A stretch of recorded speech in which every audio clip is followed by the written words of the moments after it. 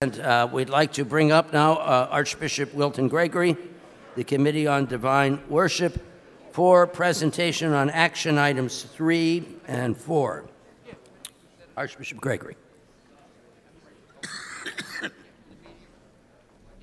My brother bishops, the Committee on Divine Worship has 2 action items for vote tomorrow. First, you have before you action item number 3, the 2014-2016 Roman Missal and Liturgy of the Hours supplement. This small supplement for the Missal and the Breviary includes materials for 3 recent changes to the calendar. First, the celebration of St. Mary Magdalene was raised to the rank of feast, and a proper preface was issued for her Mass. That preface has now been translated. Second, Pope St. John the 23rd was added to the calendar on October 11th as an optional memorial, and a collect and a reading for the Office of Readings was issued. Those texts have now been translated. And finally, Pope St. John Paul II was also added to the calendar as an optional memorial on October 22nd, and a collect and a reading for the Office of Readings have likewise been issued for his celebration. It should be noted that because of the popularity of St. John Paul II, the Holy See knew that there would be a strong desire to honor him at Mass immediately. And so the Vatican itself prepared an English translation of the texts for his celebration. We have been using them for several years now. But since it's the prerogative of bishops' conferences to prepare liturgical translations, ISIL made a careful study of the Latin texts, and we have the opportunity now to contribute to this process. The text that you have before you is proposed as a replacement for the interim text from the Holy See. The action item is amendable, and approval of this text requires affirmative vote by 2/3 of the Latin Church members of the USCCB, with subsequent confirmatio of the Congregation for Divine Worship and the Discipline of the Sacraments. Your Eminence, I would take any questions of clarification at this time. And this is for action item 3. Action item 3. Any brothers here need any clarification on action item 3 on Mary Magdalene or the 2 optional memorials of the popes? Yellow cards, if there's any. Don't see any. Archbishop Gregory, I do not see any cards for this.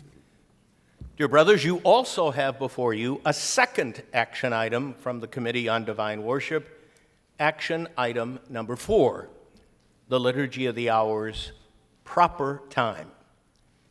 As you know, in 2012, we approved a scope of work that outlined a plan for producing a new edition of the breviary.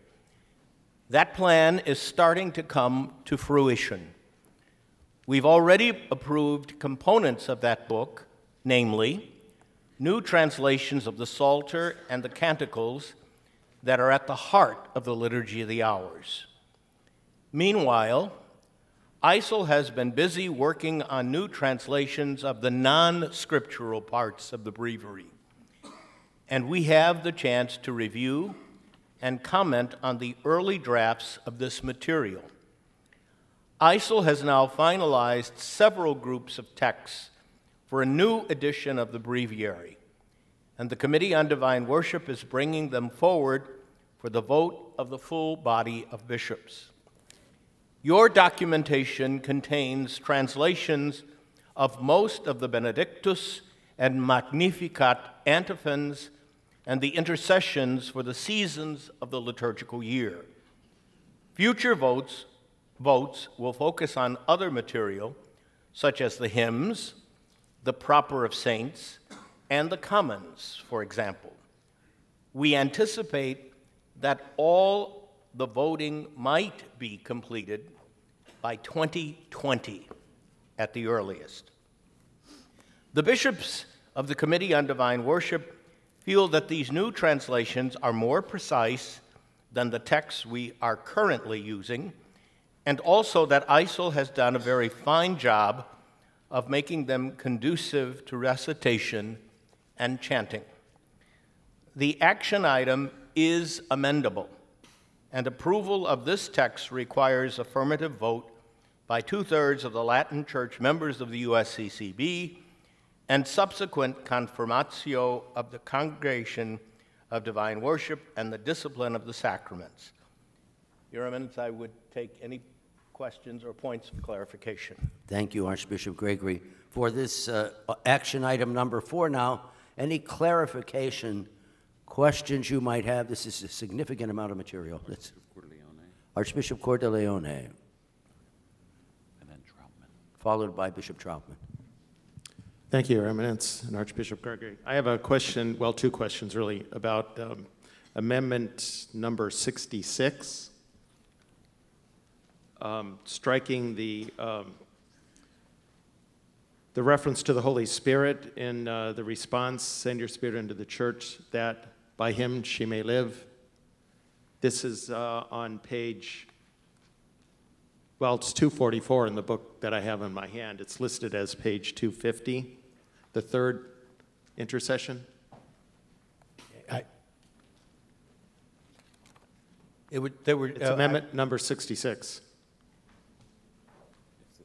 And the question is? The question is, why was there a decision to drop the reference by him? Ipso is in the Latin, and it does not really make it the wording awkward. That's one question. The second question, which is not pertaining to the same text, but not in the amendment, is the word juvenescat was translated as flourish. It seems to be a reference to youth. I'm wondering if the sense is that mundum is also a direct object of juvenescat, such that the church might rejuvenate the world as well as give the world life. So those 2 questions regarding that one text, one having to do with the amendment. Okay, I think, if I'm not mistaken, we can take up those tomorrow. Oh, this for tomorrow? Discussion tomorrow? Okay. Yes, Okay. this is purely clarification. Okay. Yeah, okay. Bishop Troutman, I think, was next. Bishop Baker. I do not rise to question any of the translations, but I was wondering, will the committee take up a more basic question, the present format of the breviary? I contend that the present format of our breviary is intended for monks, for monasteries, and parish priests are unable to carry out this format. Parish priests need a prayer book, but the present texts do not help them in their spiritual life. We should have a rewriting, I think, of the Book of Readings. So I'm asking a more basic question. Will the committee take up the present format of the breviary and give parish priests a breviary they can use? Your Excellency, I think this touches on one of the issues that the Holy See asks us to issue books that conform to the Latin Editio Typica. If we were, and it's certainly possible, that after we have approved the official text, that we could, or another agency could put together, based on the approved text, a more parish priest-friendly edition. But I think right now we're obliged to translate and put things in the order that the Roman Editio Typica has laid out. We can modify, and sometimes that has happened, we can modify those texts once they are officially recognized. Bishop Baker. Just following Bishop Troutman's comments, I think there is a validity to what he asked. My question would be on the hymns. I know that's happening. You're going to revise those, and I just wondered if there's possible input on that ahead of time. In other words, what are we going to put in the place of those hymns? I think that might be problematic for diocesan priests. Bishop, we will be sending in a future transmission the hymnody that has been laid out. We are also working on an appendix of hymns that might be available at the back of the lectionary, or back of the breviary. But the hymns, we committed ourselves to using the hymns that are in the Latin, the Latin text, but we are also looking at additional hymns that we could use as part of an appendix. Any other clarification questions? Bishop Olmsted. I may be out of order. I couldn't find my yellow card for the action item 3, but it's the previous. The prayers for Mary Magdalene and John the 23rd and John Paul II. Yeah. Yes. My question has to do with kind of a popular way we use the phrase. I noticed it translated, "Do not be afraid." This is the opening homily of Pope John Paul II. They have "do not be afraid." I think we're more commonly used to saying "be not afraid." Okay. In English. It's used both in the text itself that way and then in the responsory. I think most of us use that all the time, "be not afraid." Right. Both of them, I think, are legitimate. But was there any consideration of saying "be not afraid"? I think, Bishop, we relied on the English translation of that opening inaugural homily of the Holy Father when he starts that phrase and uses it. We used the English translation that came from the Holy See as they translated the text. But tomorrow, when we are voting on modifications, you can certainly raise that for our consideration. But that's where we got it, am I not? So we took the Vatican English translation, even though I think you are correct, our American usage uses the other phrase. Any other questions of clarification? There being none, Archbishop Gregory, thank you very much for your presentation this morning. Thank you.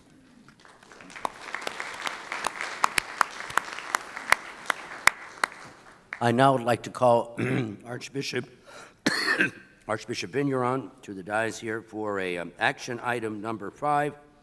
This is the Committee on Doctrine dealing with a revised text of Part 6 of the Ethical and Religious Directives for Catholic Healthcare Services. Archbishop Vigneron.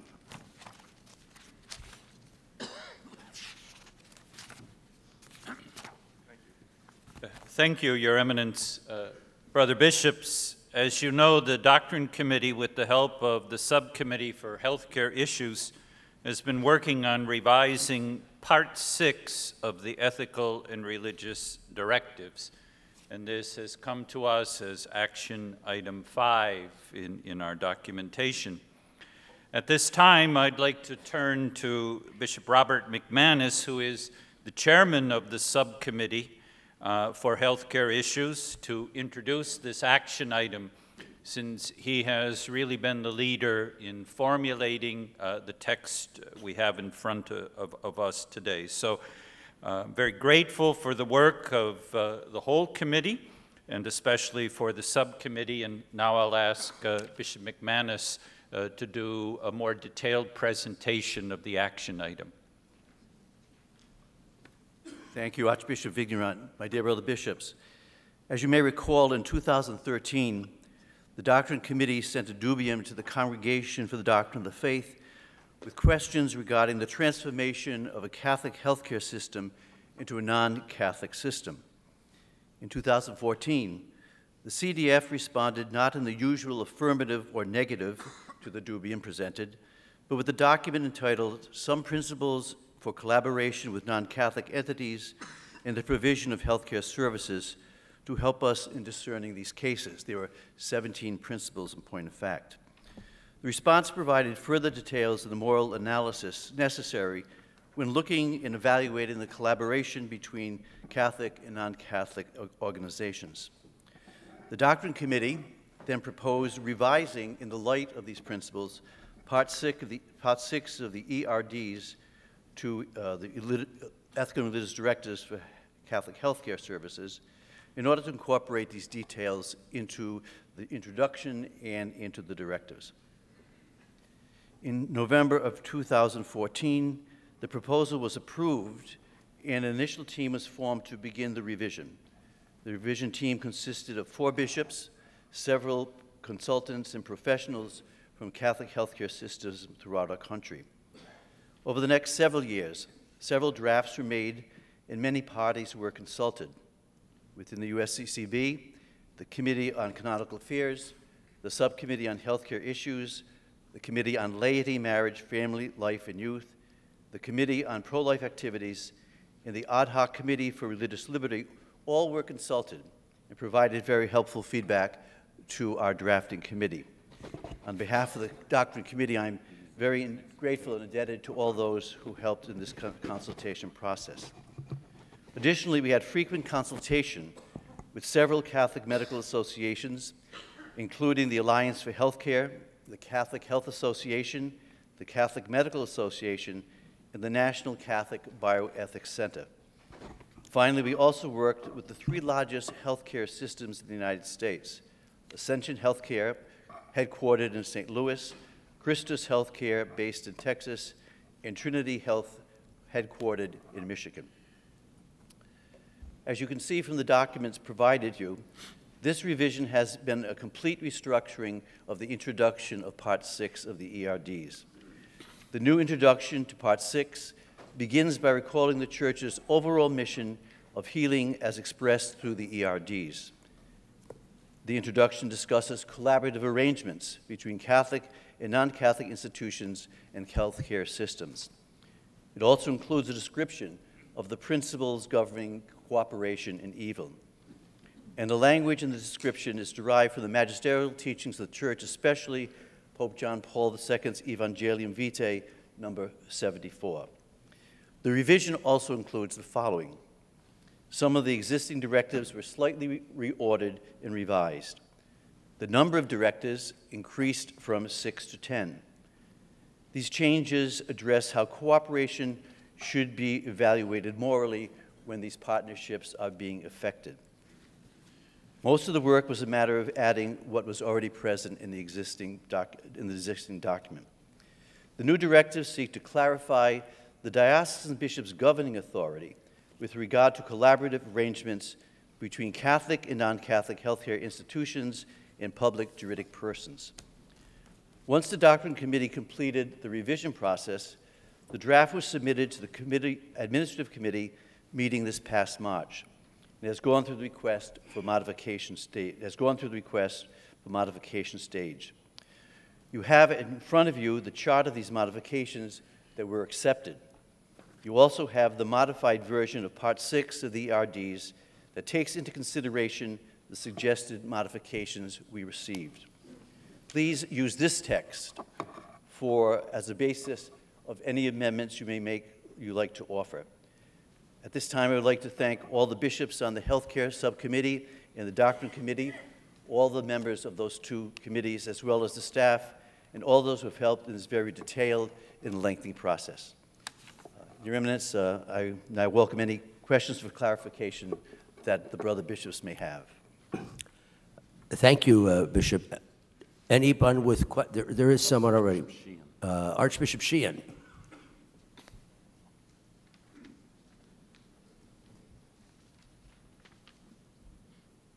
Yes, thank you, Bishop McManus. I just had a question about the document is very solid, very sounded, but it seems a bit theoretical and frankly kind of vague.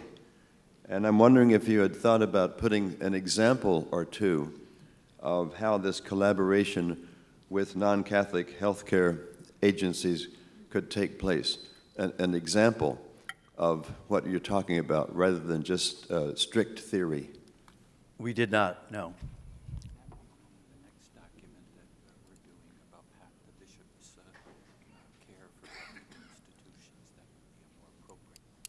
Which document, sorry?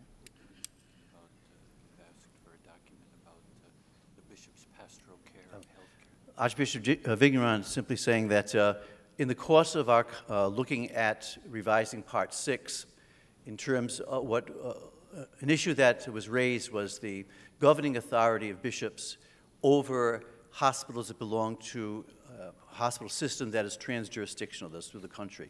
And the Archbishop said that we might consider giving examples in that document about what you're referring to. But I think the point is, the nature of the directives is in point theoretical, and it would be very difficult to try to give specific instances of what the directive is talking about. Yeah, but I think that other documents should indeed include some examples to make it as helpful as possible to understand what is going on. Thank you. And one of the things to say to the body is what has emerged in this process is the need for a revision of our statement about the pastoral service to healthcare institutions. And I think that would be a very helpful way for us to deal with your suggestion, Archbishop. Thank you, Archbishop. Any other clarifications? Oh, Archbishop Cordileone.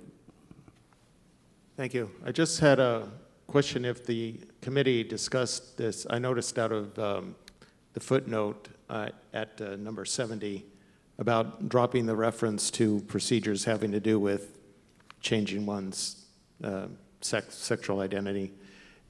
Did the committee discuss another way for the conference to address that? The concern being that this is already beginning to happen, and very often we're behind the curve and playing catch up. Could we maybe do something to have some kind of guideline? My understanding is that the CDF is investigating this, so we can't do anything definitive, but I think at the same time we need some kind of guidance or something to fall back on when we have to make decisions in this area. That's an excellent point. When we reinstated Directive 70 from the previous iteration of the directives, we dropped the footnote 6 to transgenderism and those types of surgeries, because we felt that it'd be sort of reckless to try to address such a complex situation in a footnote. However, we had a very lengthy discussion yesterday at our doctrine committee about proposing, and actually the document is in process, on transgenderism and the various implications, the medical, moral, and psychological. So that's in process. Any other interventions on this? I think that's all. I think that's all that I can see. Okay. Thanks very much, Bishop McManus. Thank you, Archbishop Vigneron. And the amendments will be using the text that's provided at your place. Please use that text for the basis of amendments that have to be in by 5 o'clock this afternoon. Very good. Thanks, Bishop. Thank you all very much.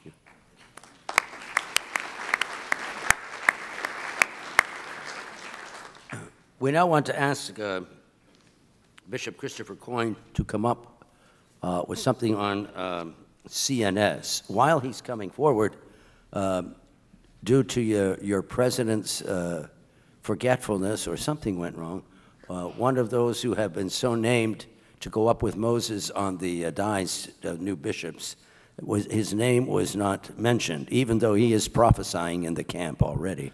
And that is Bishop Mark Spalding as the new Bishop of Nashville. Where are you, Bishop Mark? Thanks. Sorry about that.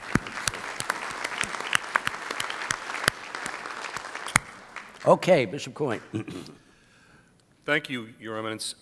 Much of this short presentation is being brought forward because of budget issues and the use of Catholic Communications Campaign funds from that collection, the question of the role of CNS within the general communications work of the conference and all that. So I thought it was important to give everyone an update on what CNS is doing and the value that it gives to our conference as we look at particular, acute budget issues involving the funding of agencies throughout our conference.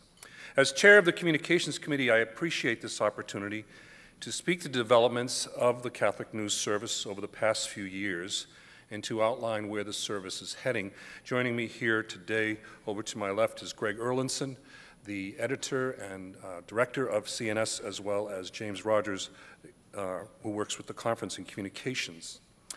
In a recent speech addressed to Catholic journalists in Italy, Pope Francis said that the world is a place where the speed of information surpasses our capacity for reflection. This is an existential challenge both for Catholic media and the evangelizing church that they serve. For almost 100 years, since 1920, Catholic News Service has been the bishop's news service. During that time, CNS faced many journalistic challenges, from the Great Depression and the World War II to the turbulent 60s, the Second Vatican Council. CNS responded well to those challenges and was there when the church needed it. Today, CNS faces a set of new challenges. The incredibly fast-paced world of digital media and the resultant changes in reading habits, the volume of information available, and the economic models for the new business itself. 18 months ago, the Committee on Communications asked CNS to respond to these changes in the news and digital environments. We asked them to reimagine how they serve the conference and serving its clients, our diocese. We asked it to reimagine itself for the digital age, and I'm here to report on CNS response, formed around 5 categories. First category, CNS is highlighting the conference priorities. CNS has made a great goal over the past 18 months to focus on the priorities we established as a conference. These priorities come from our strategic priorities as outlined in our 2017-2020 strategic plan. And following the principle that you measure what matters, CNS is tracking the numbers of stories it publishes annually addressing the 5 priorities of the bishops: human life and dignity, vocations, religious freedom, marriage and family, and evangelization. It is sharing these statistics with the Committee on Communications, the Administrative Committee, and the CNS staff. Second, responding to the needs of the conference. CNS also recognizes that feedback from you, the bishop publishers of so many periodicals and websites, is critical in identifying your diocesan needs. Last year, many of you participated in a survey distributed by Archbishop John Wester in which you highlighted media priorities and needs in your diocese. I want to take this moment to thank Archbishop Wester for his service as the CNS Ombudsman. His service is greatly appreciated by CNS as well, which has incorporated this data into its planning. We know that identifying and serving the needs of our Hispanic brothers and sisters is a significant priority for almost every diocese.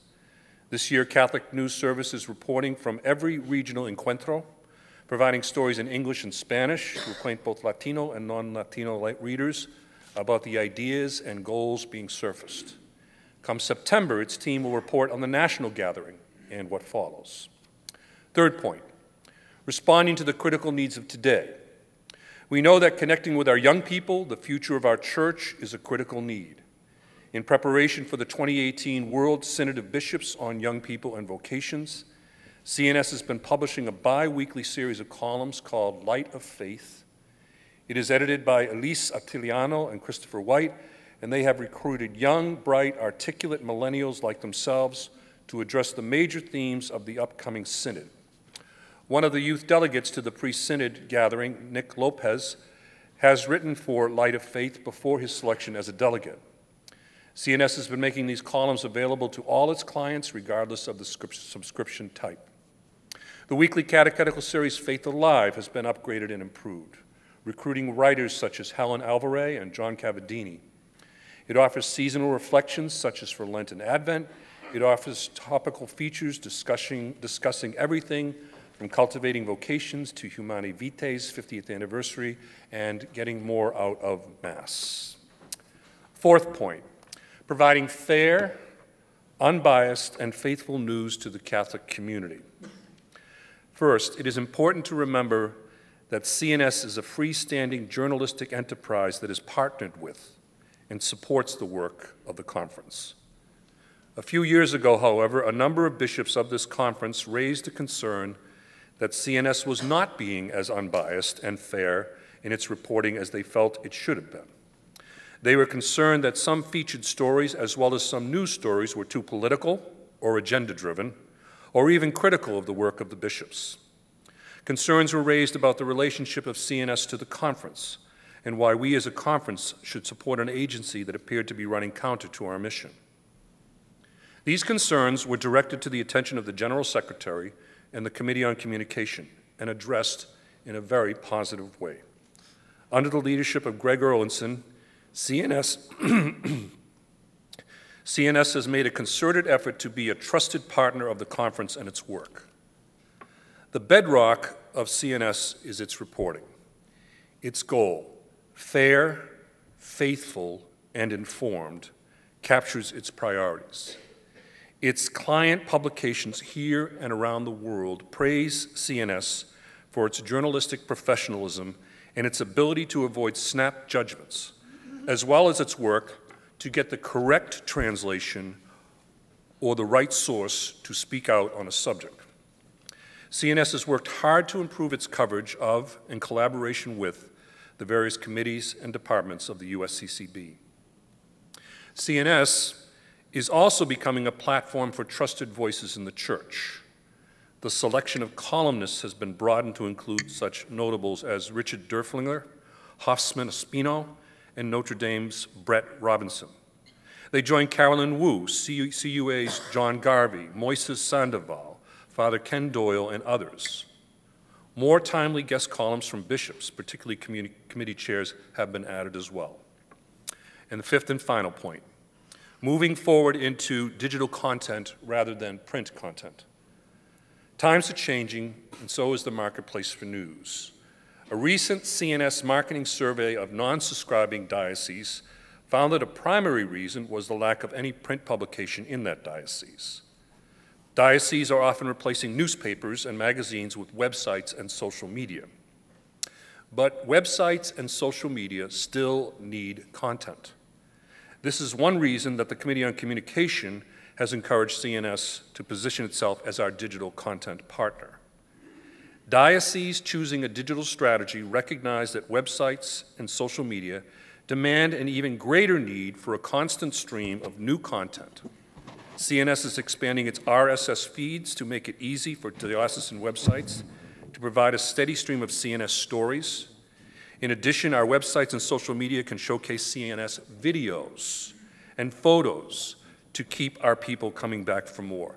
Another thing that's important to us to recognize as a conference is that all of CNS's video photo content, its proprietary content of CNS, is available to any office within the conference to use for its own publications and its own websites. So they don't have to pay a fee if they use CNS photos. CNS is also investing in social media, excuse my Boston accent just came there, where it has more than 1 million likes on Facebook and 162,000 followers on Twitter, almost as much as Cardinal DiNardo.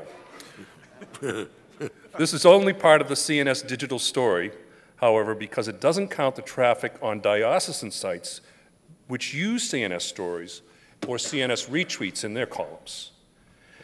The relationship between CNS and client dioceses has always been collaborative. They share stories, highlight developments in our regions, promote our photos and videos. While CNS has a worldwide network of collaborators, its heart and soul is our diocese. My brothers, we asked for change and it's happening. CNS continues to need our support if it is going to continue to realign its content and improve its offerings. It needs our diocese, our communications directors, and our editors as clients. While it seeks to diversify its revenue streams, partner with USCCB Publishing, and release new products such as pamphlets and long-form videos, CNS continues to rely primarily on us, the bishops and dioceses, which serve for its bulk of support.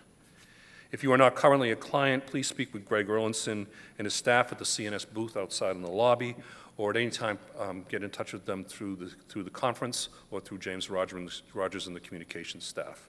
I thank you for your time, and I'd be, at this point, open to any questions that you may have regarding my presentation or the work of CNS.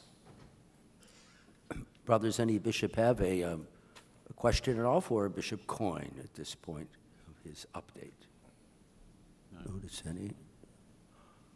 Okay. Thanks, thanks, Bishop Coyne. Thank you very, very much. Thank you for your time. Thanks.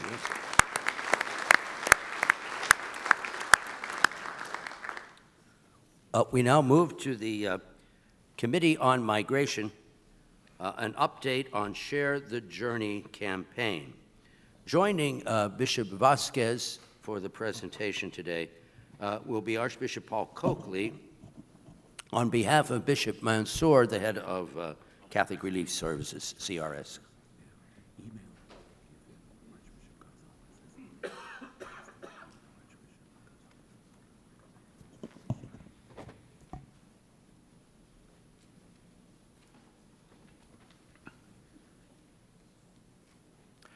Good morning, brothers. Good morning, Bishop Vasquez. Today we will be speaking about the Share the Journey campaign, and I'm pleased to be joined in presenting by Archbishop Coakley, representing Catholic Relief Services. On September the 27th, 2017, Pope Francis launched the two-year Share the Journey global campaign to build empathy toward migrants and refugees through encounter and education around the themes of welcoming, protecting, promoting, and integrating migrants and refugees, as he articulated in his World Day of Migrants and Refugees message this year. The campaign is managed by Caritas Internationalis and implemented by members of their confederation, Episcopal conferences, and Catholic organizations around the world. In the United States, USCCB Migration and Refugee Services, Catholic Charities USA, and Catholic Relief Services are leading the Share the Journey campaign. In the first year of Share the Journey, a new website, sharejourney.org, was launched in English and Spanish, along with a calendar of themes, stories, resources, and specific calls to action to engage bishops, church partners, parishioners, and partner networks.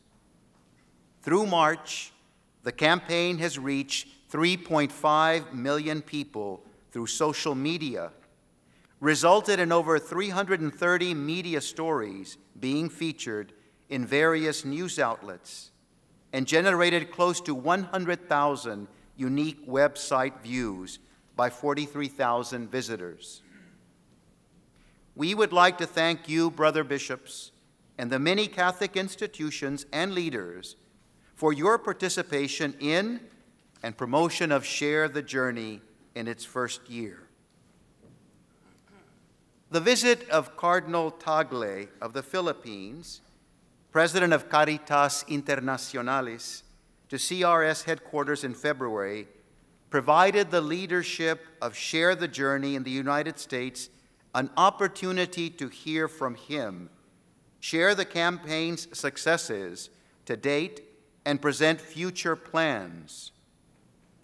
Particular mention was given to the January USCCB National Migration Week observance and companion webinar tied to the campaign, the Lenten CRS Operation Rice Bowl with its migration focus, and plans for a World Refugee Day congressional briefing and symposium in June. As we begin to approach the second year of the campaign, we wish to call to your attention some of the next steps along the journey. The following is a glimpse of the future of the Share the Journey campaign in the United States. The Share the Journey campaign invites Catholic institutions throughout the United States to organize and conduct a prayer pilgrimage before November 13th, 2018, the feast of St. Francis Cabrini. Dioceses, parishes, universities, and schools are being asked to pray, walk, and bear public witness to our solidarity with migrants and refugees. Catholic leaders are being strongly encouraged to reach out to both interfaith and ecumenical groups.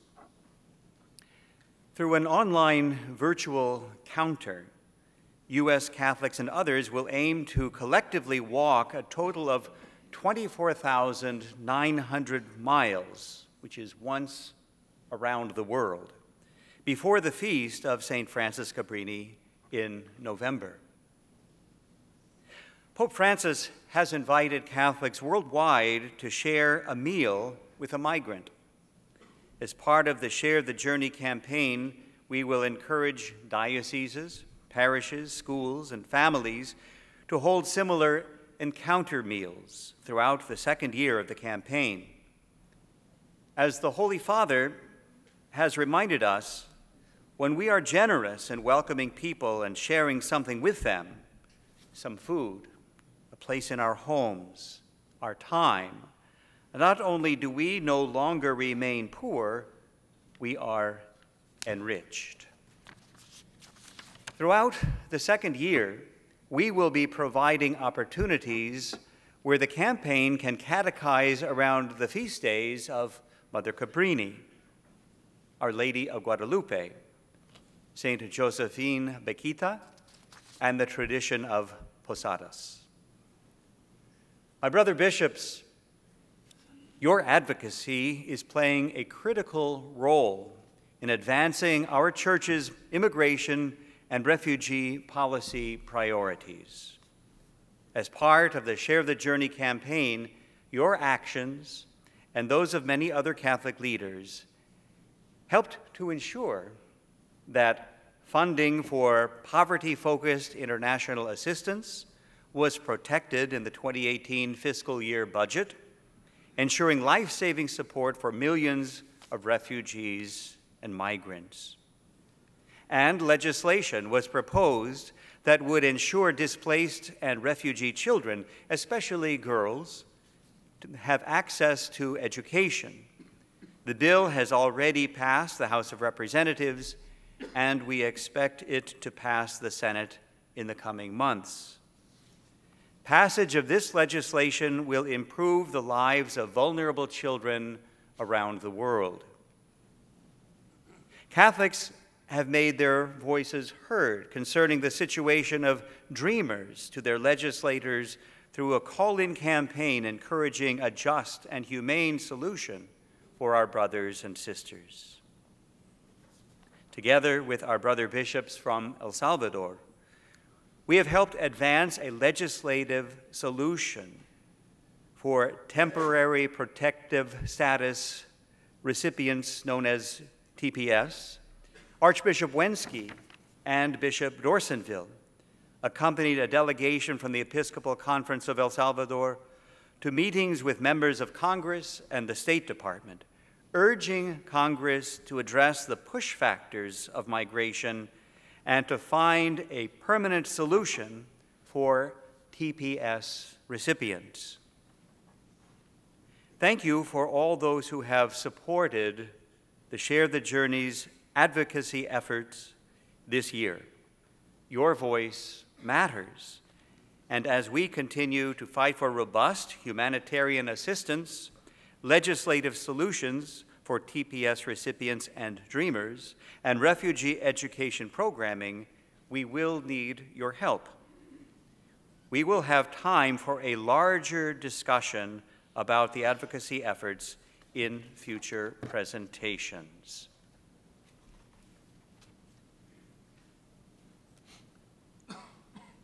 The second year of Share the Journey prayer pilgrimages and encounter meals will be accompanied by a compelling and engaging new aspect of the campaign with video and photo content that challenges existing fear of migrants and refugees in the United States, calls for hope, and encouraging people to encounter migrants.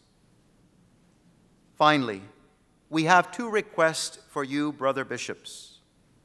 On June 20th, the World Refugee Day, we will have new materials and previously mentioned aspect of the campaign to consider our fears of migrants will go live.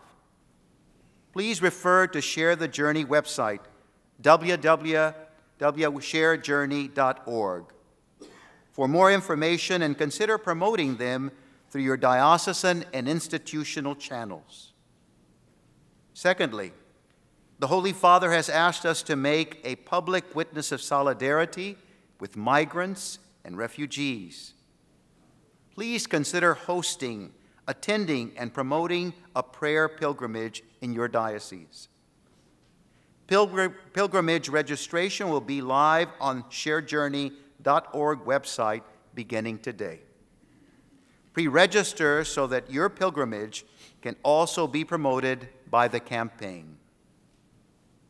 Each diocese that pre-registers will receive a large vinyl banner for their pilgrimage.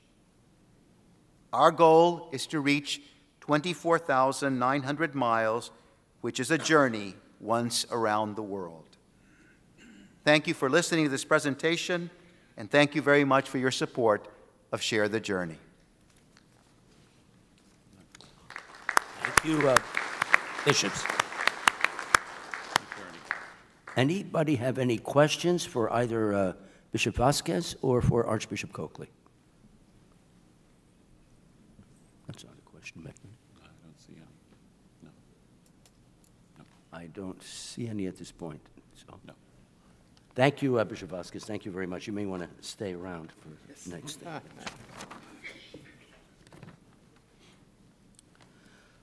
Brothers, we now have a report from the Working Group on Immigration Issues, the group that was put together by us with Archbishop Jose Gomez of LA as the leader, and Bishop Vasquez is with him today.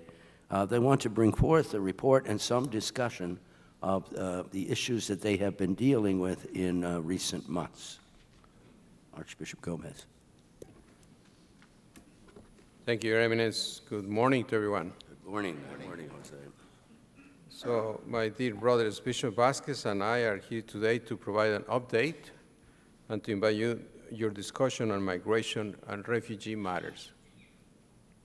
As you know, the Committee on Migration is principally responsible for this work, and the Migration Working Group established by Cardinal DiNardo in November 2016 provides broader consultation and collaboration in support.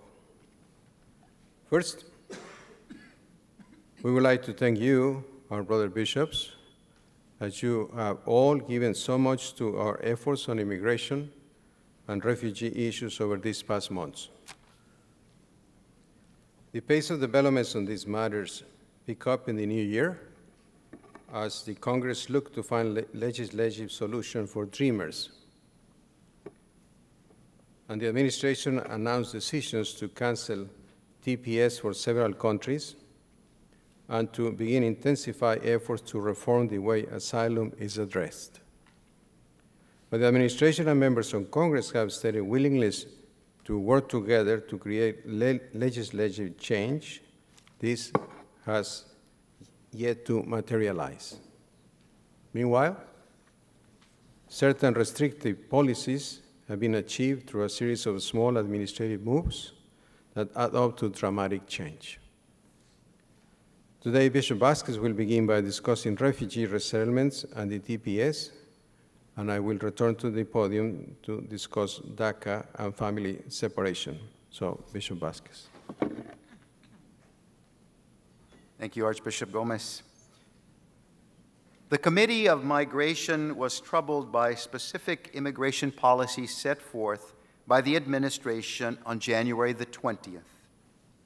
While we welcomed a proposal to include a path to citizenship for Dreamers, We found elements of the policies which propose cuts to family immigration and elimination of protections to unaccompanied children deeply troubling. At that time, through a public statement and various meetings, we exhorted the administration and Congress to find a solution for dreamers and to enact humane and just immigration laws. As you know, a refugee is someone who has been forced to flee his or her country because of persecution, war, or violence. A refugee is generally identified outside this country as a candidate for resettlement by the United Nations High Commission for Refugees. While American Catholics and dioceses have been resettling refugees for approximately 100 years, the legal framework for the current collaboration between dioceses and the government to accept and settle refugees has existed since 1980, when Congress adopted the Refugee Act. As a church, we have settled and helped integrate over 1 million refugees since 1980, about 33% of those who have been welcomed in this country of the United States. In January 2017, an executive order was signed by the President that lowered the maximum number of refugees resettled in the year from an expected 110,000 to 50,000, suspended admissions while reviewing vetting processes and practices could be undertaken, and indefinitely halted the resettlement of Syrian refugees. Commonly known as the travel ban, this executive order has been revised and continues to find many challenges. These legal challenges, have reached the U.S. Supreme Court twice, and on both occasions, USCCB filed an amicus curiae brief in support of the challenge, joined by Catholic Charities USA and Clinic. Our brief argued that the executive order amounted to discrimination based on religion that violates the Free Exercise Clause of the First Amendment of the U.S. Constitution. In 2018, the presidential determination regarding the number of refugee admissions for the year was set as 45,000, an all-time low. In the fall of 2017, the administration issued a proclamation and another executive order that resumed refugee resettlement, but put into place a number of additional criteria, such as intensified vetting of certain nationals. This has greatly diminished the current number of refugees eligible to travel to the United States for resettlement. Due to these administrative orders, the actual refugee admission at the midway point of the fiscal year was 10,545, less than half the rate needed to reach 45,000. If this pace continues, only about 21,000 refugees will be admitted this year. Each year, on World Refugee Day, we draw attention to the plight of our persecuted and homeless refugees, brothers and sisters. This year, on June 20th, we ask that you help celebrate the countless contributions refugees make to our communities by sharing time with refugees living in your communities, many who have now become citizens. We have created a World Refugee Day toolkit to help you mark the day at the diocesan level, and we are currently tracking and promoting existing events on the Justice for Immigrants website. We will be conducting 2 events in the Washington area as well. In the span of 7 months, the administration has issued decisions on whether to extend temporary protective status, known as TPS, to El Salvador, Haiti, Honduras, and Nicaragua. TPS has subsequently been canceled for each of these countries and several others, including Nepal and Sudan. An estimated 350,000 TPS recipients will be directly impacted as they will be stripped of their work authorization and eventually subject to deportation. The TPS decisions have had immeasurable negative impacts on individuals, families, and communities. Individuals fear deportation, and mixed status families consisting of TPS holder parents and children who are U.S. citizens fear they will be separated by deportation. Children will suffer the most from these TPS decisions. For example, there are an estimated 192,000 U.S. citizen children of Salvadoran TPS holders. Many heartbreaking and difficult choices lie ahead for these families. Do they migrate back to the country of their parents' birth? Or do they face family separation and leave U.S. citizen children here to pursue an American education? In response, we have taken a number of initiatives, including 2 delegation trips to Haiti, Honduras, and El Salvador, followed by widely distributed reports urging the government not to end TPS status. Now that the administration has ended TPS in those countries, we are seeking congressional oversight and legislative solution, as well as meetings with the consultants in the U.S. and the affected populations. One high point of our legislative advocacy and community engagement on TPS was a visit from a delegation of Salvadoran bishops in April 2018 to the Washington, D.C. area to advocate for a legislative solution before Congress, and more importantly, to hold several masses and a community dialogue sessions for the affected community. Lastly, through the Catholic League Immigration Network, Clinic, CCUSA, and JFI Coalition, we have been urging large-scale legal screening of the current TPS holder population to ensure that all TPS holders learn more about whether they have other existing legal relief. This is and remains an important community response to the cancellation of TPS. Now, Archbishop Gomez will conclude by discussing DACA and family separation.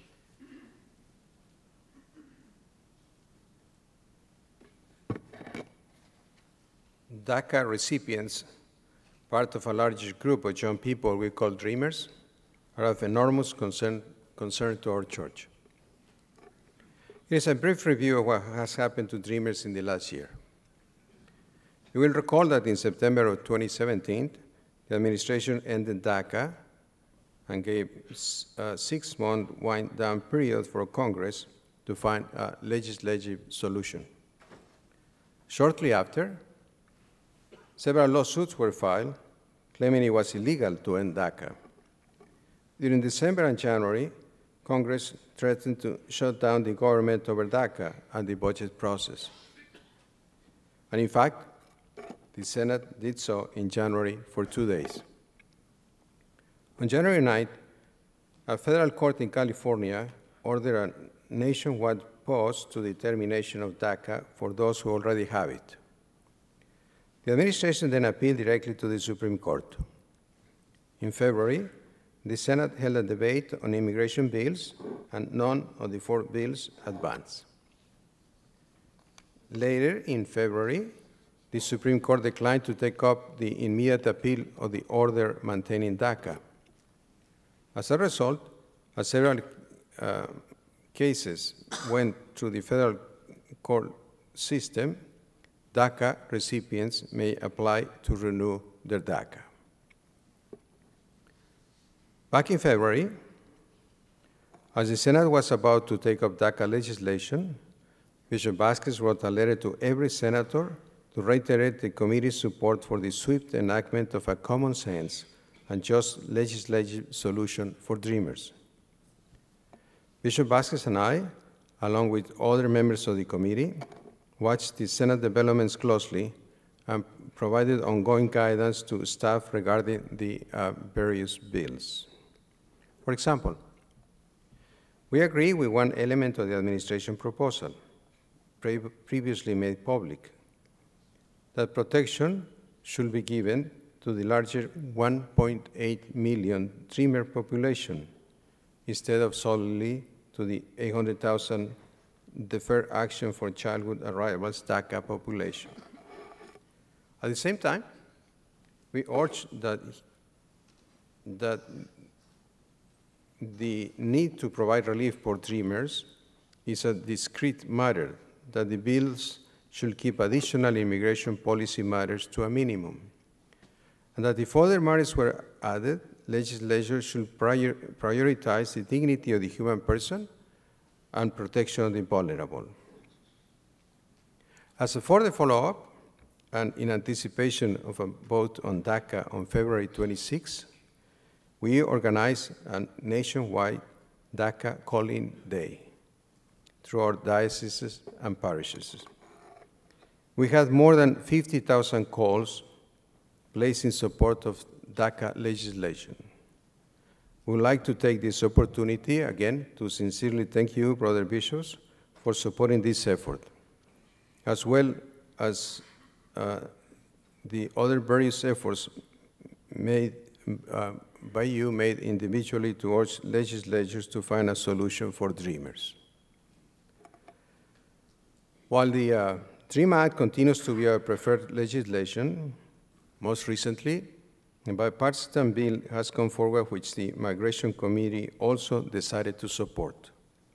The bill is called the Uniting and Security America Act, or USA Act of 2018. The USA Act will protect Dreamers and provide them with a path to citizenship if they satisfy residency, age and education, military or employment requirements. The US Act also proposed to augment border security with the use of new technology and increases staffing resources for immigration courts to carry out their work. But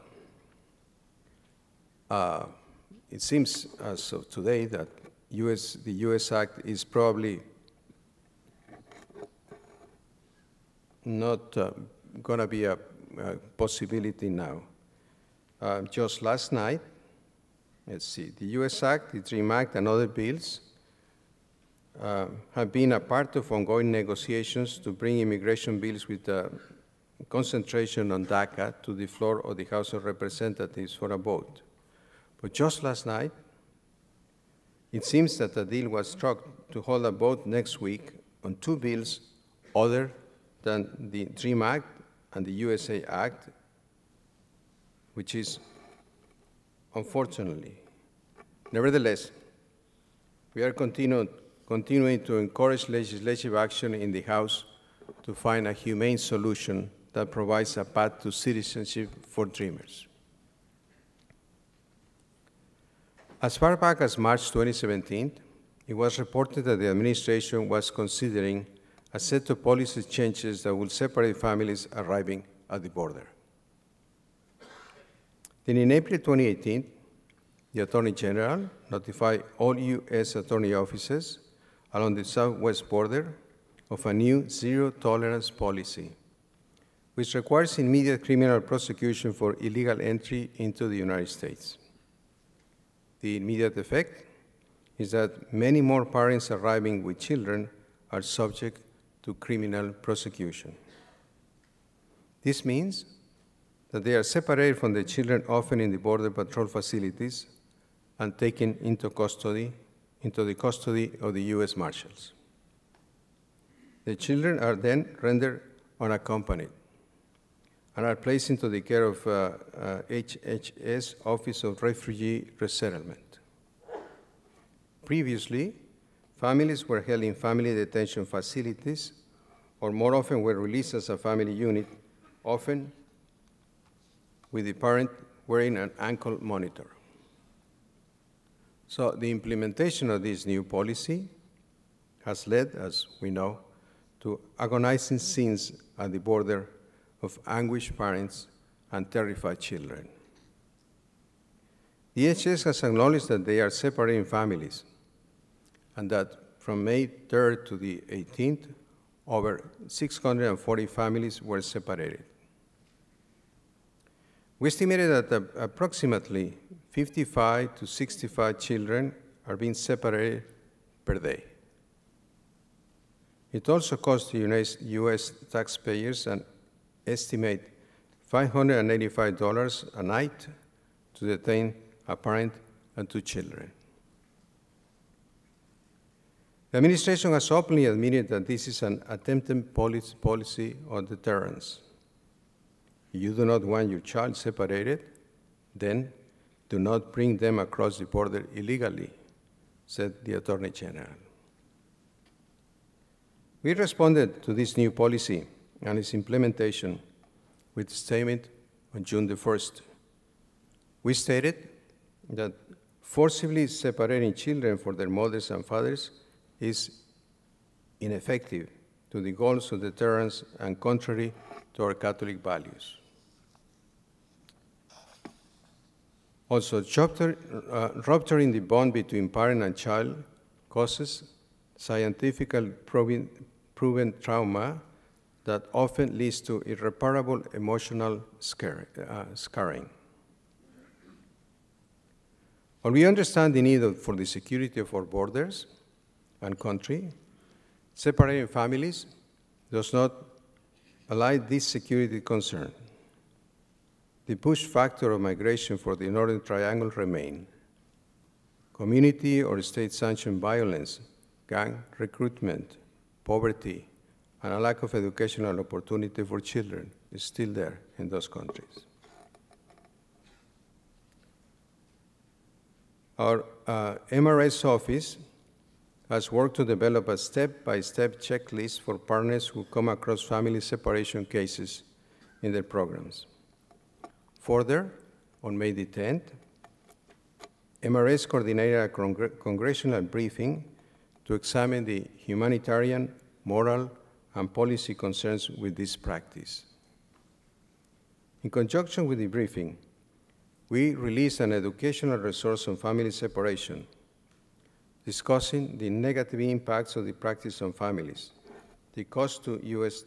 taxpayers, and the burden on our judicial system. I think one of the public education materials is available in your packets. So, brother bishops, you have painted a painful but accurate picture of what is happening to the lives of millions of people in our country. It is very disconcerting that so many now are living in fear, such as DACA and TPS recipients who are here legally. Obviously, we are all praying for them and trying to support them. So it is a challenging time, but I think we need to keep working on it. And now I want to thank you for your attention to these important matters, and if you have any questions or comments. Thanks, Archbishop Gomez and Bishop Vasquez. We are now in a time of discussion or questions that you might have or want to pose up here. So anyone? Cardinal Tobin. Thank you, and thank you, Archbishop and Bishop, for the updates. Thank you for your support of the call-in back in February that, with very short notice, still managed to engender nationwide support for the DACA recipients. We're grateful for this additional information. I would like to just express an opinion that this latest developments are consistent with a sort of cardiosclerosis that has begun in our country, and it concerns across the board the life issues. It is the hardening of the American heart, and the invitation is to harden our hearts further. I think that this needs an extensive discussion. I'm just going to make one suggestion now, and that is that this assembly delegate or mission a group of bishops to go to the border and inspect, to the best of our ability, the detention facilities where the children are being kept, as a sign of our pastoral concern and our protest against this hardening of the American heart. I thank our brother bishops who have done many good and prophetic actions on the border recently. I think this one is necessary. Yes, thank you, Your Eminence. We appreciate that very much. Definitely MRS will take that into consideration about how we could possibly carry out something like that, so thank you. Well, we have Bishop DiMarzio is at hand, followed by Bishop Tyson. Yes. Thank you for your presentation. I think it's very clear the situation we face. And there are two bills in Congress that will be voted on next week, one of which comes from the group that's called the Freedom Caucus. And I would urge the bishops who have those delegates in their diocese to speak to them. A list will be distributed later today when they can join, figure out who is and what diocese they belong, because they need to hear from us. There is an element of restrictionism, somewhat based on racism. It's hard to decide how they think about it, but in effect, that's what we're seeing. And we cannot remain silent. This is really a crisis situation. And all of my experience in immigration, it's never been quite this bad. And I think they do need to hear from us. I think our Catholic people have not heard enough, probably because of our own inability to grab the headlines where other groups have. But I think individually, and with the bishops and with your people in your own diocese, because the bishop's voice is one, but when we organize our own people to speak to the representatives, perhaps we can change their mind. Please consider that. Thank you, Bishop DiMarzio. I think it's very important that, and I'm going to thank all of you that have been doing that, talking to the local representatives in your diocese, especially on the House and the Senate. I think, in my own experience, talking to them is a big help. So I hope that we all can do it. Bishop Soto, followed by, Bishop Tyson, followed by Bishop Soto.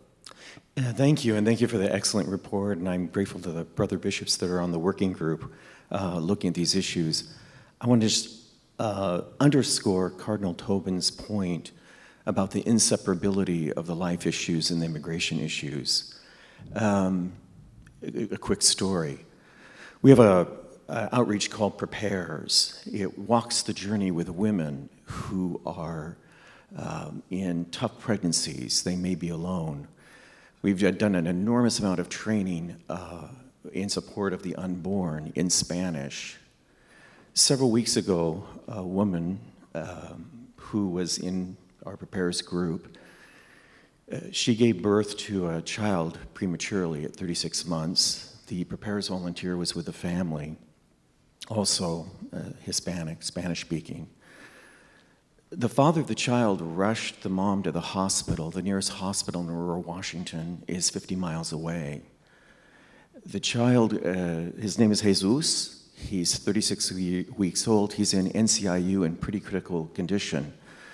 The father was picked up for speeding and is awaiting deportation. There is no prioritization of who's deported now. The unborn are being protected by the undocumented. And in my diocese, the undocumented are making the most supreme sacrifices on behalf of the unborn. There are those in the church that want to separate these issues. But if you want to save the unborn, you have to walk through the doors of the undocumented. Yes, the life issues of beginning and end of life issues are the most weighted. but it is wrong to separate out these serious immigration issues, these family issues, from the life issues. So I thank Cardinal Tobin for raising that, and I just wanted to underscore that point. Thank you, brothers, for all your support as well. Thank you, Bishop Tyson. Indeed, that these personal stories touch us all. We're all impacted. We've heard them, and we know them as well, because we meet with these immigrants who are suffering extremely under very sad conditions. Bishop Soto, followed by Bishop Cantu. Besides the, I want to again thanks for the update. And besides the issues that you've mentioned, I'm aware, having been at the recent clinic board meeting, that there are other regulatory issues that are perhaps not on the radar screen, but are still you know, changes being made in the system. One of them being, for example, you know, the definition of a public charge, and how that's also going to restrict further the ability of people being able to immigrate, and that this very deliberate effort being made on the part of the administration, particularly the Department of Justice, to put in place regulations that actually defy the implementation of immigration law, and it just seems nefarious how that's being, the immigration system is being undone by more and more restrictive regulations being put in place.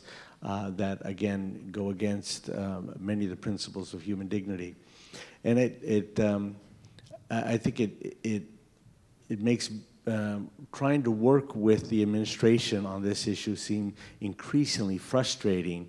And I guess my question would be one is that whether what efforts are being made to try to communicate or work with the administration, or our efforts and energy better spent, as has been, it seems, in what you're proposing, that we need to focus more on the legislature, on the Congress, and on the judiciary to try to figure out how to circumvent what are, I think, you know, the efforts on the part of the administration to basically curtail legal immigration into the country.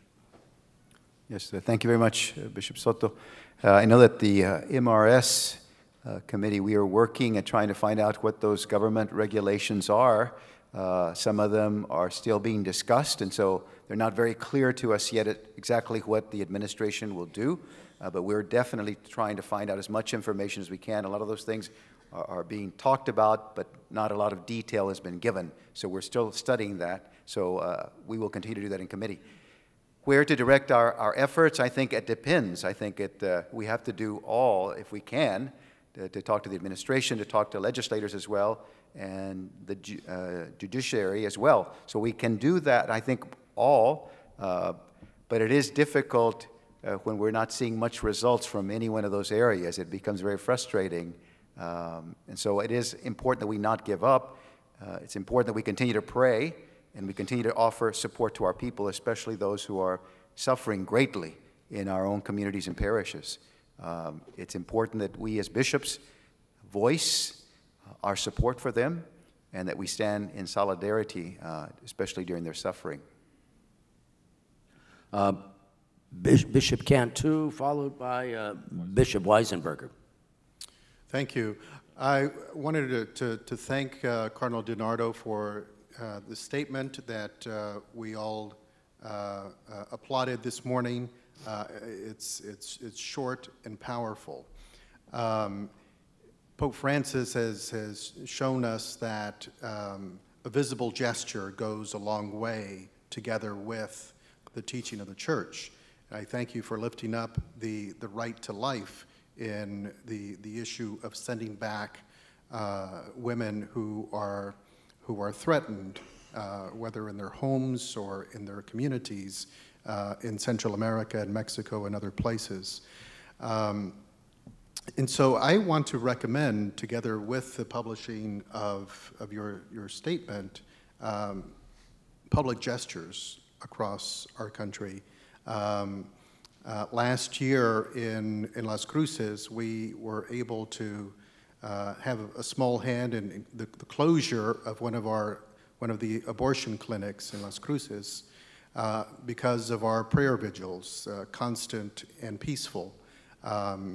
Perhaps we can do that in front of our federal courthouses, where so many of these persons are processed, they're shackled, they're brought in, humiliated, and sent back home. Or perhaps there's a better idea, but I think a public, visible gesture would be helpful. I applaud the idea of Cardinal Tobin as well, of paying a visit to where these children are kept. Thank you. May I say something? I think it's very important to keep, all of us to keep educating our people on the immigration issue, maybe as the bishops have said, and with practical things that we do, but also helping them to understand the teachings of the church on the immigrants, as we talked about it before. I think it is essential that more and more Catholics understand better how important the dignity of the human person is, and what we really still seems to me that sometimes it's important to talk about it. It's not a popular theme sometimes, but I think it is important for us to continue doing that. Thanks, Bishop Weisenberger, followed by Archbishop Wester. I also strongly support Cardinal Tobin's statement and that of Bishop Tyson. I have a license in canon law. I've always considered myself a plumber canonist and not an expert. I know how to keep things flowing in the pipes. And I've never been a canonist that wanted to rush in with a sledgehammer with penalties. I don't think that reflects the canons well or the theology behind them. However, in light of the canonical penalties that are there for life issues, I'm simply asking the question if perhaps our Canonical Affairs Committee could give recommendations, at least to those of us who are border bishops, on the possibility of canonical penalties for Catholics who are involved in this. I think the time is there for prophetic statement. I also think, even though what I'm saying may be a little risky or dangerous, I think it's important to point out that canonical penalties are there in place to heal, first and foremost to heal. And therefore, for the salvation of these people's souls, maybe it's time for us to look at canonical penalties. Any comments? It's good to have good canonists. We are not canonists, so. Thanks, Bishop Weisenberger. Archbishop Wester. Thank you, Cardinal. I'd like to thank the committee as well and the working group, and also I support Cardinal Tobin's recommendation. I'd like to ask, though, too, about another point, I think in line with what Bishop Soto was saying, and perhaps you're already looking into it, but it was my understanding that there's still a law, an active law, that children must be vetted by the government to determine whether or not they qualify for asylum status. And I don't know if that's being followed now or not, or abrogated, but that seems to me to also be an avenue that we should look into to be sure that these children that are being separated from their parents are receiving due process of a law. And that is a standing law, and people oftentimes say, well, are undocumented or breaking the law. Well, this is a breaking of the law by our government, it seems to me. So I would like to suggest that also as something to be looked at specifically. Thank you. I'd like to ask Ashley Feasley from our staff to come up and address that, because she's more proficient in that particular aspect of what you're mentioning. Thank you, Archbishop. Under the existing policy, when the children are separated in the Border Patrol facility, they go to the Office of Refugee Resettlement. They are screened and they're put into shelters. However, they have experienced extreme trauma. They're still allowed to apply for asylum, but they no longer have the opportunity to be with their parents' asylum claim. So they will be on their own when they apply for immigration relief because they're now unaccompanied children. I think it's also important to understand that while the family is separated, there is no existing mechanism by the federal government to ensure that the family can reunite. So these children, having been facing the separation, then have to go through the legal proceedings by themselves, and it's very traumatic. But as it relates to the shelters, everything is vetted for them to attend the same shelters that children who are unaccompanied are able to attend.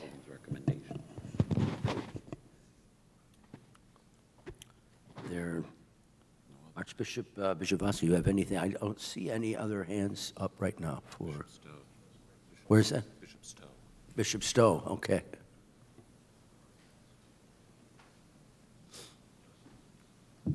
I have also heard from a number of people that work for Border Patrol and for Customs who are struggling in their own consciences with how do they carry out these unjust policies. So in addition to what Bishop Weisenberger proposes, I think some pastoral care for those who are employed in that dimension of enforcement and those who are struggling with their own consciences about separating children from their families should also be a concern of ours. Thank you. Indeed. I think that's a valid point, and I think it's our responsibility as bishops to provide that kind of support, spiritual support as well, to those that are in enforcement. Thank you. Others? Don't see a hand up there. No, okay. Archbishop, any other final comments you'd like to make, Archbishop Voss, Bishop Gomez? No, just thank you for your statement this morning, and I hope that we all are going to continue working on this matter and praying a lot that we can find a solution. As I said, soon we can find a solution to this situation. Thanks. Thanks, Bishop Voss. Thank you, brothers. Thank you for this.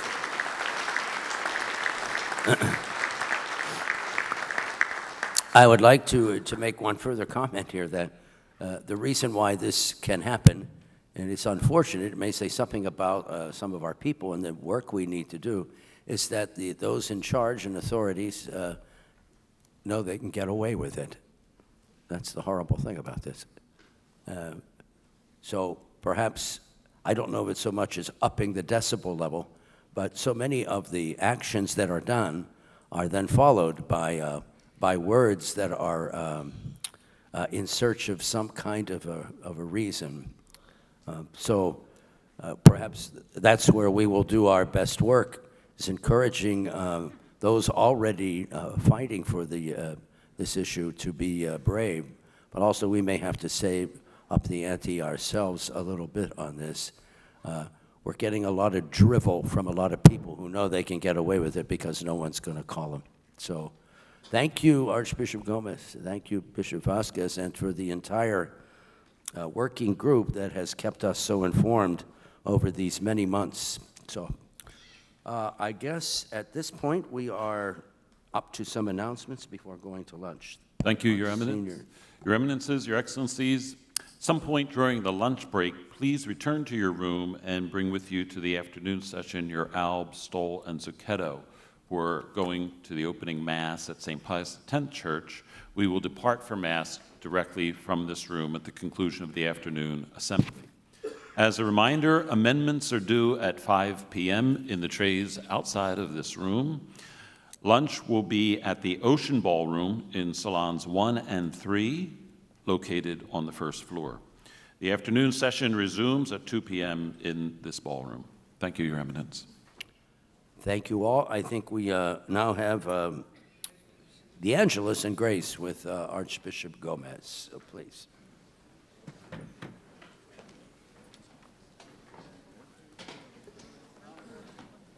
The angel of the Lord declared unto Mary, Hail Mary, full of grace, the Lord is with thee. Blessed art thou among women, blessed the fruit of thy womb, Jesus. Holy Mary, Mother of God, pray for us sinners, now and at the hour of our death. Amen. Behold the handmaid of the Lord. Be it done unto thee according to thy word. Hail Mary, full of grace, the Lord is with thee. Blessed art thou among women, blessed the fruit of thy womb, Jesus. Holy Mary, Mother of God, pray for us sinners, now and at the hour of our death. Amen. And the Word was made flesh and dwelt among us. Hail Mary, full of grace, the Lord is with thee. Blessed art thou among women, blessed the fruit of thy womb, Jesus. Holy Mary, Mother of God, pray for us sinners now and at the hour of our death. Amen. Pray for us, O Holy Mother of God. That we may be made worthy of the promises of Christ. Let us pray.